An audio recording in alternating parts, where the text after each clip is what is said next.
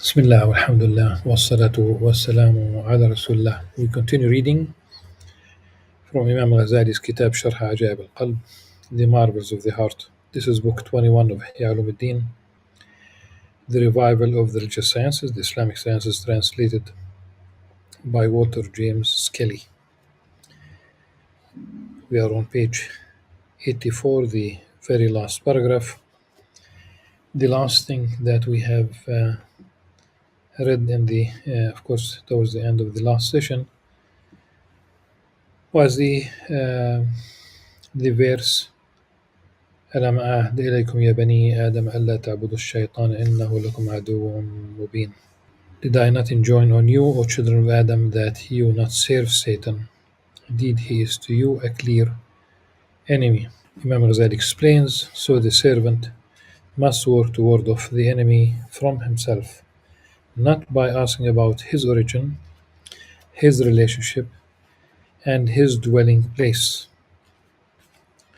It is true that he must ask about his weapons, like what tricks, what the methods of Satan, so that he may ward them off from himself. The weapons of Satan are desire and the appetites.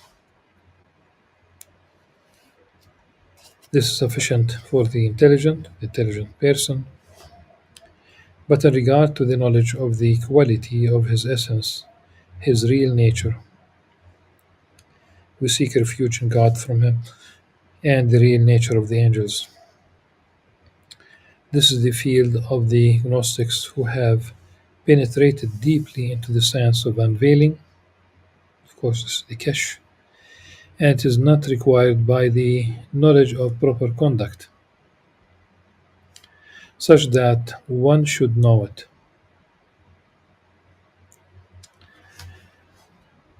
One must indeed know the involuntary suggestions are divided into the following: what is known certainly to invite to evil, which is manifestly evil prompting; what is known to invite to good, which is undoubtedly general inspiration; and what one is uncertain about, for he does not know whether it is from the call of the angel or the demon. Regarding the talk about the origin of Satan and the dwelling place, etc., I know that some people asked some scholars in the past about the wife of Satan or something like this, and the scholar answered by saying, I did not attend his wedding. That's not the most important thing. The most important thing is Satan exists, and he is trying to tempt you, to deceive you, to trick you into, of course, doing committing sins.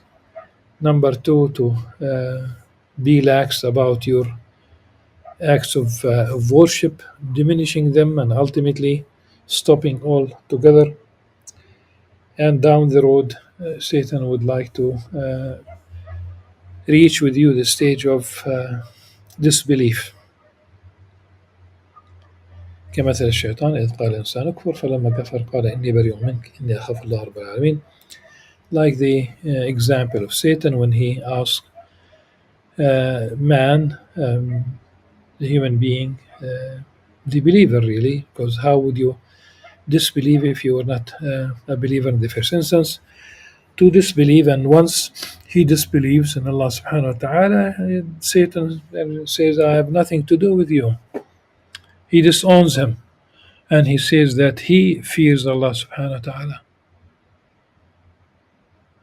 Yes, indeed, it is one of the tricks of Satan to set forth evil as though it were good, to make correct distinctions. And this matter is a subtle problem, and the majority of people perish therein. Satan cannot invite them to open evil, so he portrays evil in the form of good. Thus he will say to the man who is learned in the art of preaching? Will you not look at mankind, dead through ignorance, lost through heedlessness, and about to enter the fire, meaning the hellfire?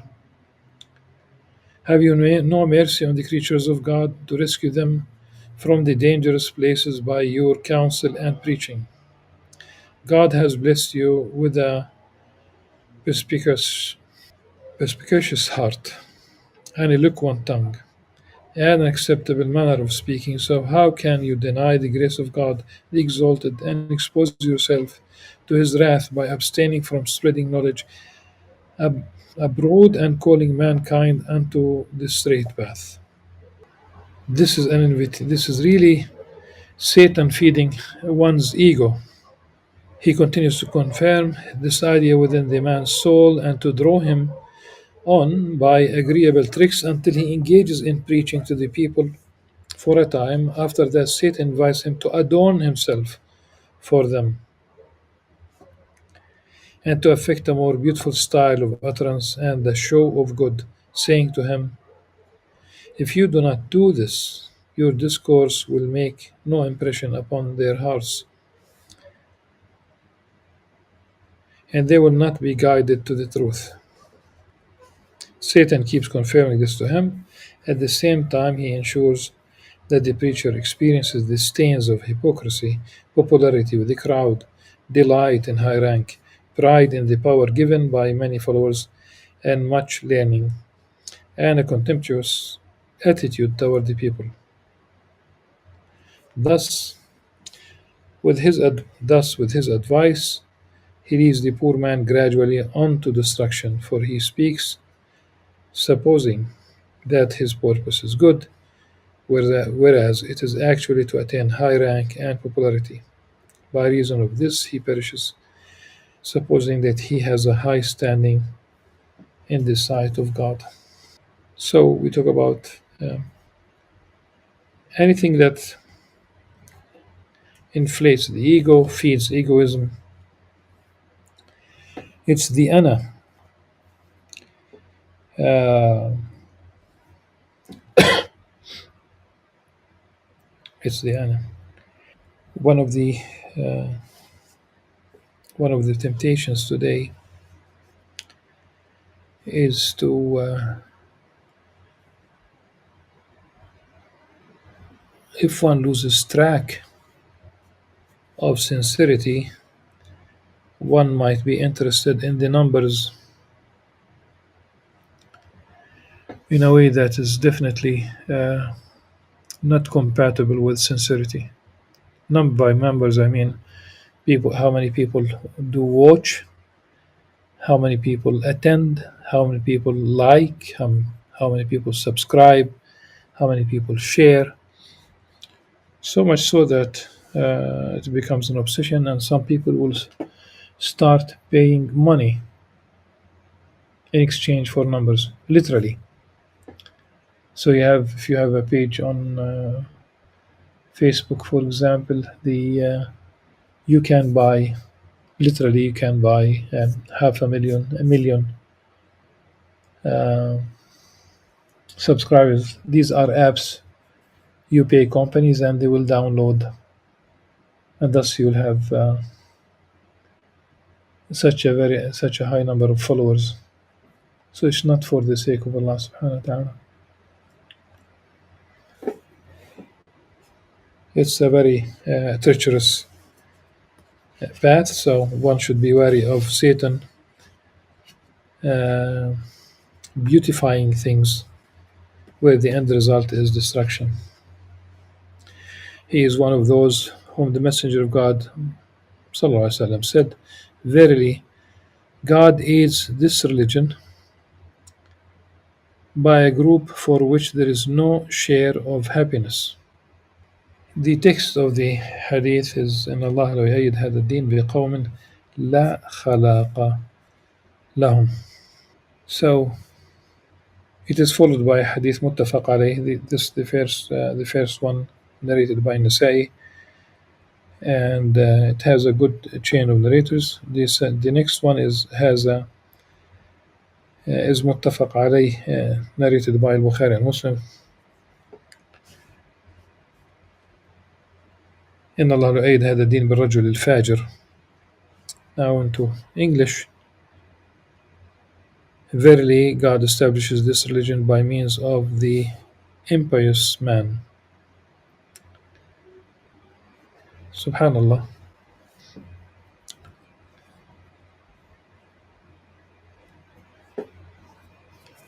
By the impious, by the sometimes even by the non-Muslim.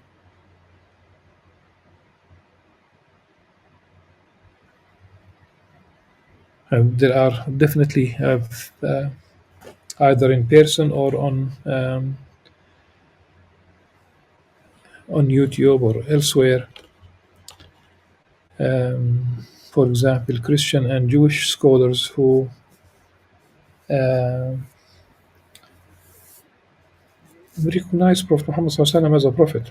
They themselves do not become Muslims, but I have no doubt that they are sincere about recognizing Prophet Muhammad ﷺ as Muslim.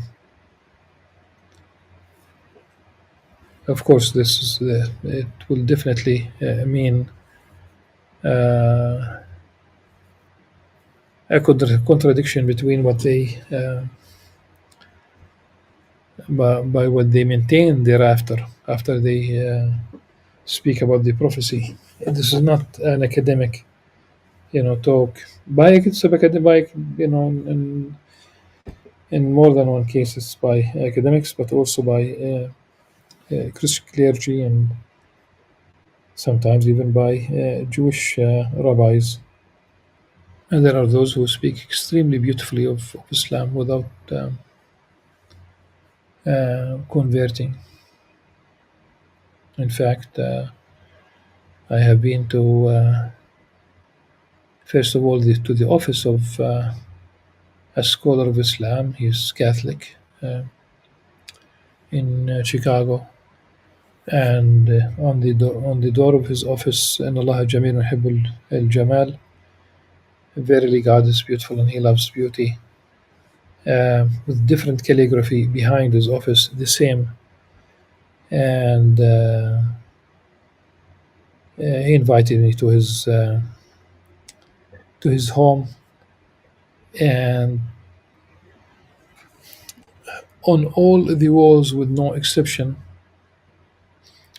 in the living room, there were verses from the Quran, of course, in Arabic, and calligraphy, different works of art, and nothing else, only Quranic calligraphy.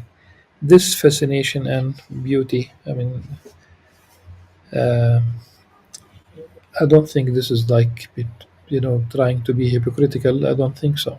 I think people are genuine. And for the Muslim, we always, this is our mentality. We think, if you reach that level of recognition and, subhanallah, subhanallah, when John Esposito was recognized for his service to Islam. John Esposito taught for a long time at Georgetown University. At the Al-Walid bin Talal Center for Christian-Muslim Relations. He wasn't recognized at the ISNA conference many years ago in Chicago, and I was present. And Sayyid Muhammad Saeed, when he recognized him, he said about John Esposito, he said, Al-Am Abu Talib, his uncle Abu Talib, because the uncle of the Prophet ﷺ, Abu Talib, he defended the Prophet. He defended, the Prophet and his as a against those who wanted to harm him. So, Al-Am Abu Talib, that's John Esposito. It is related that the devil appeared to Isa bin Maryam, Jesus Christ, peace upon him, and said to him, "Say there is no God save God." Simply La ilaha illallah. In fact, all the prophets in the Quran called their own respective people, أن اعبدوا الله ما لكم من إله غيره. He answered, Jesus Christ answered, peace upon him, that is a true word, but I do not say it because of your saying. I'm not going to listen to you, meaning I can do it on my own, but you have something behind it. So underneath the good, Satan has dissemblings, and his dissemblings of this sort are endless. By them are destroyed landmen, God the worshippers, ascetics, the poor and the rich, and all types of men who hate evident evil and will not permit themselves to enter into open acts of disobedience.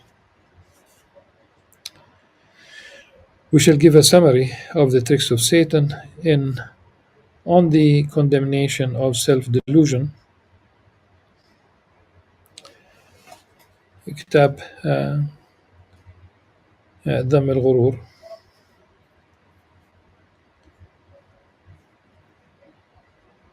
In the latter part of this quarter, it is our purpose, if time permits, to write a special book on the subject which we shall call the devil's deception, Talbis Iblis.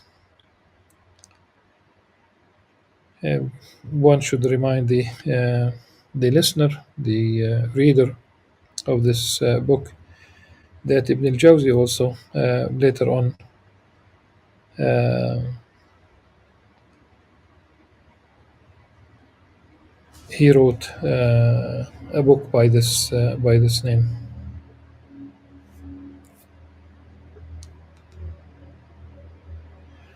His dissembling is now spread abroad among lands and peoples, especially among the sects and creeds, so that only a trace remains of good things. And the fact that our scholars wrote about the devil's deception, it doesn't mean that it's only that. And what I mean by this is that Satan is creative, and I'm sure that he's adding many tricks. He can his hat, if you will, is full with tricks. He can pull something new, if you will. Again, his dissembling is now spread abroad among lands and people, especially among the sects and creeds, so that only a trace remains of good things. All of this is in submission to the dissemblings of Satan and his tricks. So it is the duty of man to pause at every intent that is suggested to him, so that he may know whether it is from the call of the angel or of the demon, and to ponder it as he looks into it with true insight, not with the desire of nature. He should not consider it save in the light of piety, insight, and abundant knowledge, as the Exalted said, Subhanahu wa ta'ala, indeed, those who fear God, when a thought touches them from Satan, they remember Him, they remember Allah Subhanahu wa ta'ala.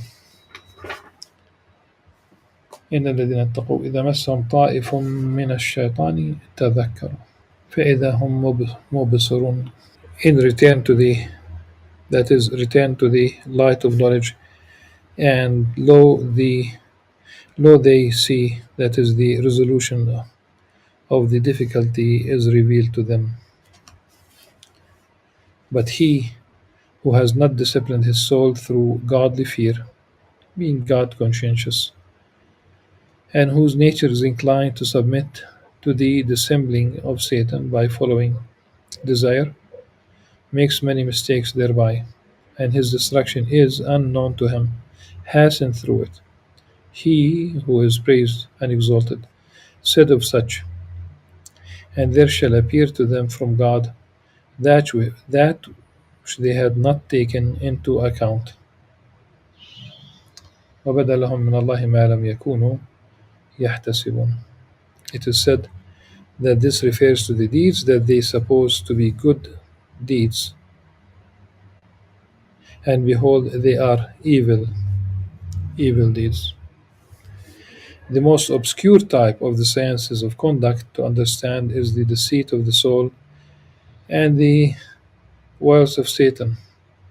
This is the individual obligation, this is fard ain, of every creature, but men have neglected it and busied themselves with the sciences that bring evil promptings to them and give Satan authority over them and cause them to forget his enmity and the way to guard against him.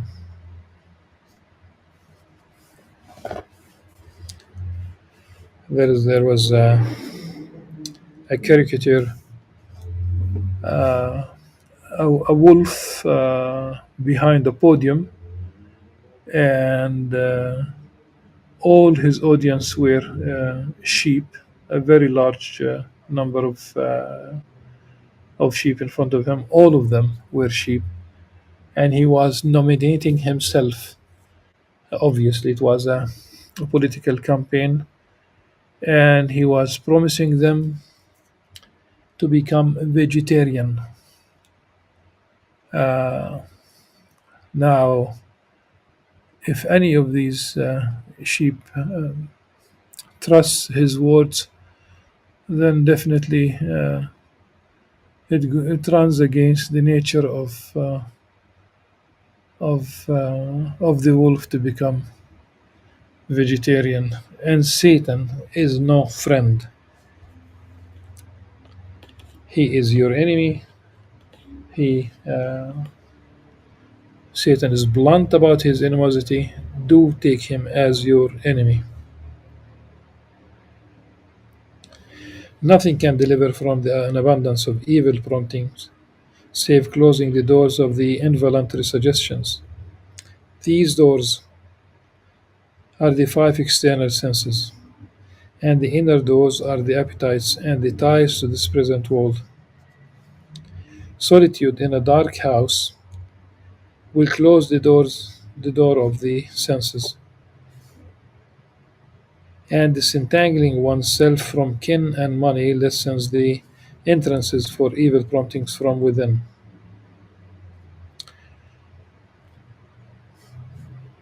Before we continue, the solitude in a dark house, it's rarely a house. Okay, the the khalwa, yes, in Arabic it says في بيت مظلم, but it means simply a dark place. And usually the khalwa is rather small, tight, and the intention is to have sensory uh, deprivation, like it really deprives the senses of any input. And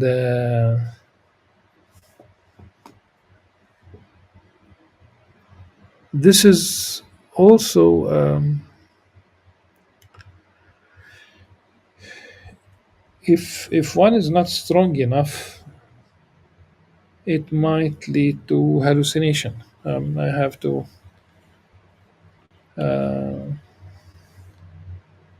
because the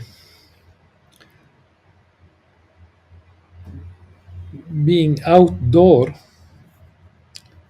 Remember what Imam Ghazali said about Abu Yazid Bastami, that he lived in the prairies of Baghdad, subsisting on green herbs,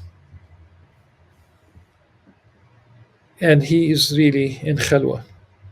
The issue is he's not engaged in a worldly thing, and if you are not in public, then there is no boasting, there is no ego. Uh,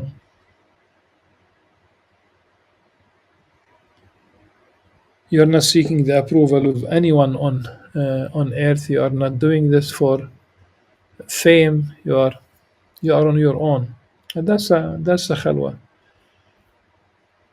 That's really a khalwa.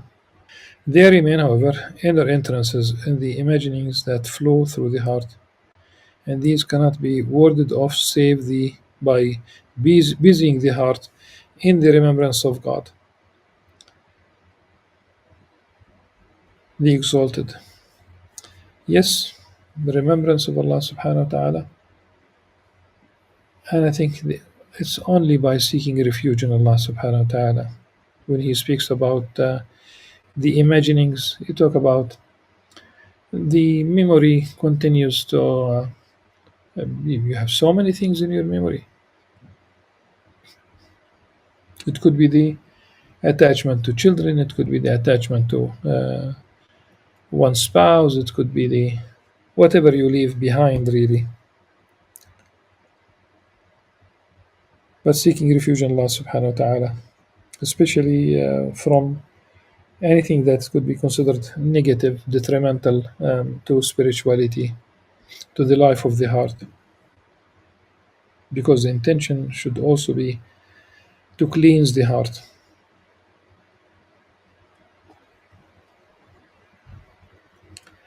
But still, Satan continues to contend and struggle with the heart and to divert it from the remembrance of God the exalted. So there is no escape from struggling against him.